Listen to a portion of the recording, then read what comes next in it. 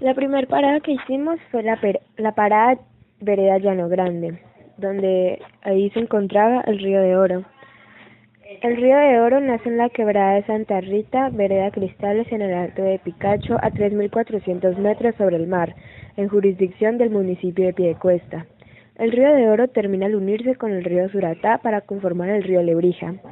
La zona por donde nos desplazamos es geográficamente un valle intermontano aluvio.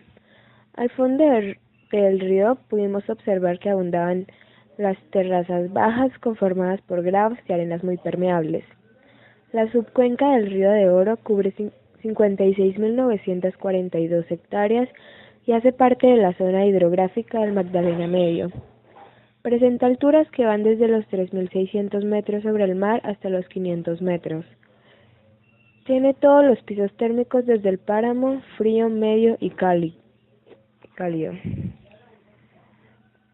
El municipio de Girón limita al norte con Lebrija y Río Negro, al sur con Los Santos, Zapatoca y Betulia, al este con Bucaramanga, Floridablanca y Piedecuesta y al oeste con Sabana de Torres. La cabecera municipal de Girón se encuentra ubicada en una altura de 777 metros sobre el mar. El clima es cálido con una temperatura promedio de 24 grados centígrados. Está constituida por materiales que no permiten los procesos de erosión, ya que este se ve altamente afectada por la erosión, el cavamiento profundo y el uso inadecuado del suelo.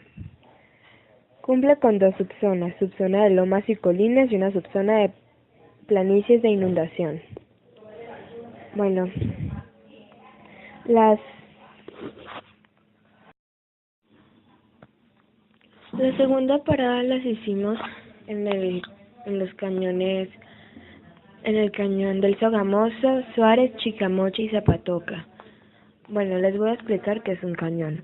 Un cañón es un accidente geográfico provocado por un río que a través de un proceso de epigénesis excava en terrenos sedimentarios una profunda hendidura de paredes casi verticales, es decir, es una larga zanja profunda creada por los procesos de erosión fluvial. El IGAC considera que para hacer un cañón, el valle generado por el curso de agua debe reunir las siguientes características. Tiene que tener una profundidad mínima de 100 metros, una pendiente promedio entre 35 y 85 grados y un ancho superior mínimo de 590 metros. El cañón del río Chicamocha, en el cual también estuvimos, tiene una longitud de 227 kilómetros, la profundidad es de 2 kilómetros, el ancho de 12 kilómetros y la pendiente de 71.6 grados. El río Chicamocha nace por la influencia del río Tuta y el río Jordán, cuyo curso principal inicia en el Pozo de Donato, en el departamento de Boyacá. Algunos ríos que no son principales que recibe Santander son los ríos Onzaga, Nevado, Ceritá, Guaca, Úmpala, Manco, además de otras corrientes menores. El cañón del río Suárez tiene una longitud de 155 kilómetros, una profundidad de 1 kilómetro, ancho de 6 kilómetros y una pendiente de 71.6 grados, como el cañón del río Chicamocha. El río Suárez nace en la laguna de Fuquene, en los límites de los departamentos de Boyacá y Cundinamarca, principales subcuencas en el departamento de Santander. Tiene los ríos Oibita o San Bartolomé, río Lenguaruco, río Cuchinero y río Ubasa. Ahora, el cañón del río Sogamoso tiene una longitud de 40 kilómetros, una profundidad de 1 kilómetro, ancho de 4 kilómetros y una pendiente de 70.7 grados.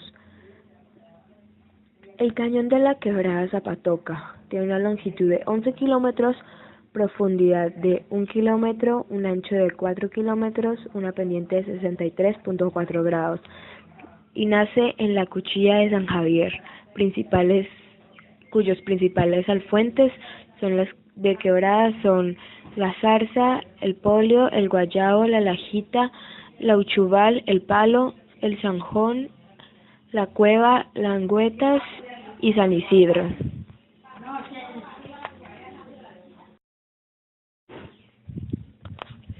Ahora les voy a hablar sobre nuestra siguiente parada, que fue el hermosísimo pueblo de Zapatoca. Bueno, el procedimiento de trazar y organizar la población de Zapatoca pasó por varias etapas, como la colonización al occidente del río Saravita por indígenas vecinos de Girón, Barichara, Guane, San Gil y Socorro. Eso fue desde mediados del siglo XVII. La consolidación de una viceparroquia, que fue entre 1743 y 1760. La erección de parroquial, que fue en 1760. Villa y cabecera de cantón en 1823 y el municipio como tal en 1886. Las diferencias entre tales poblamientos tenían que ver con la concentración de poder político y religioso, es decir, que en la época de la dominación hispana, los centros urbanos eran la principal herramienta de la política expansiva, ya que le permitía a los conquistadores acceder a los recursos y a la mano de obra allí existente.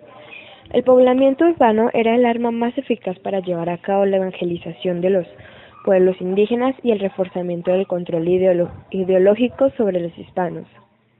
Bueno, las ciudades debían asegurar tres objetivos. El primero, la dominación política definitiva de un territorio.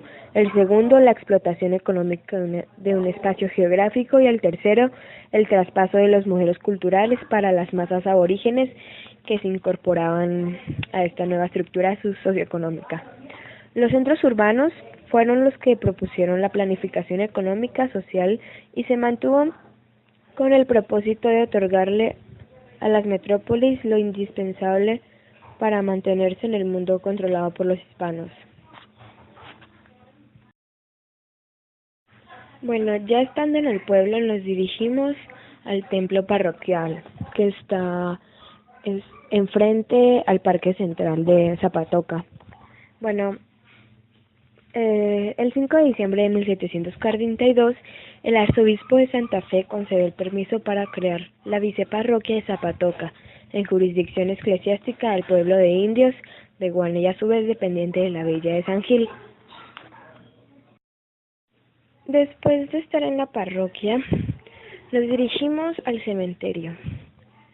Ahí lo que queda en ese cementerio son las tumbas más importantes de las personas, pues, más importantes y que más se destacaron en la historia del pueblo.